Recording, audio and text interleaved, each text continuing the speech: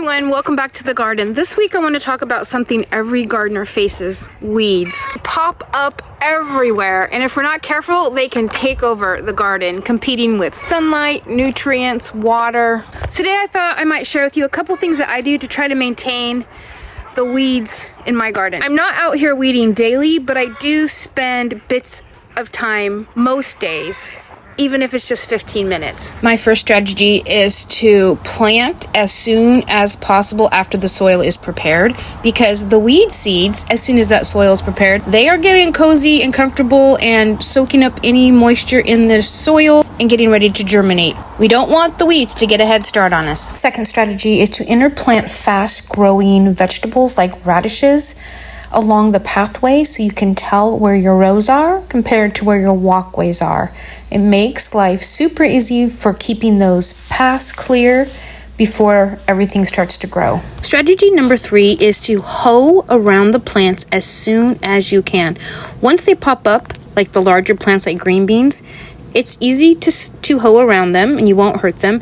But when you're waiting for things to grow, if the soil hasn't warmed up enough or if they just take longer to germinate, don't hoe those areas until they have come up and you can distinguish them from the weeds around them, till they get their first set of true leaves. You can tell in these rows I have not hoed. There's a little bit of weed growth in between the rows of radishes.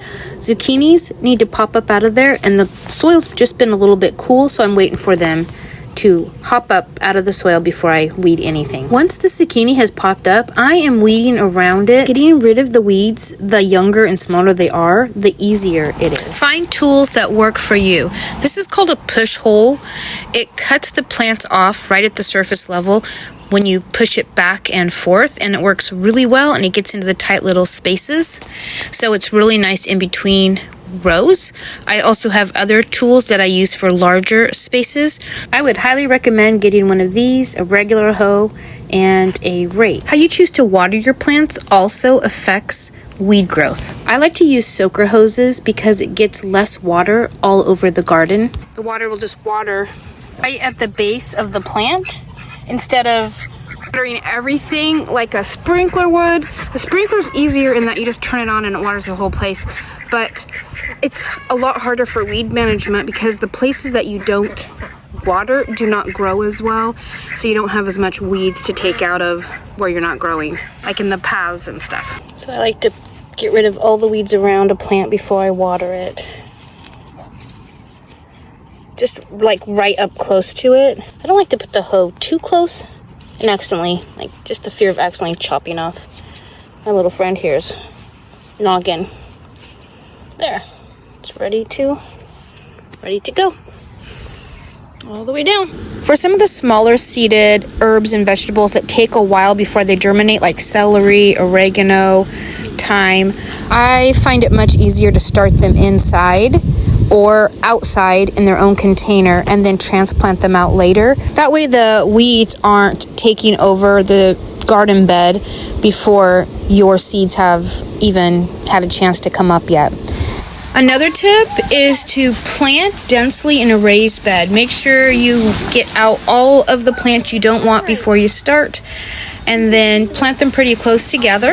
They will fill in and there will be very little weeding to do. For borders along fences or persistent weed areas that you want to smother out, like briars, I love using cardboard. Just put it in place and put on top of it some compostable material such as straw, shavings, old weeds, whatever you have to keep it in place. This will last the entire season.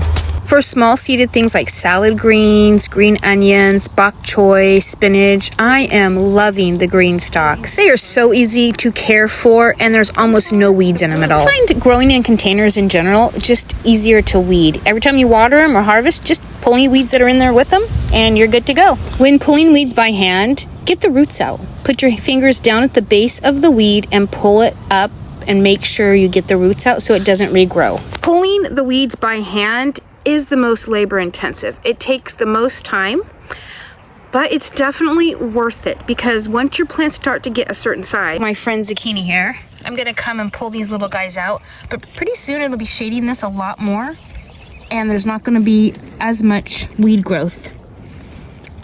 down here. Now at a certain time in the garden, there's gonna be so much harvesting that has to happen that I'm not gonna be able to keep up. By that point, my plants will be a lot bigger and they won't be being smothered out as much by the weeds as if I didn't do this right now. I've been harvesting radishes for a couple weeks.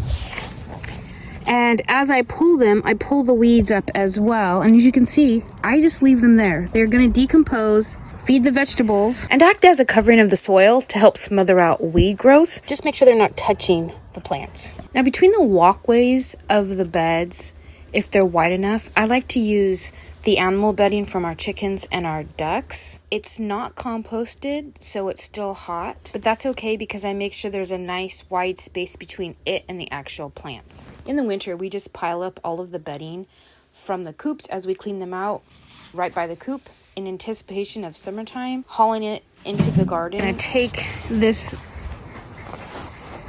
and lay it in the pathway.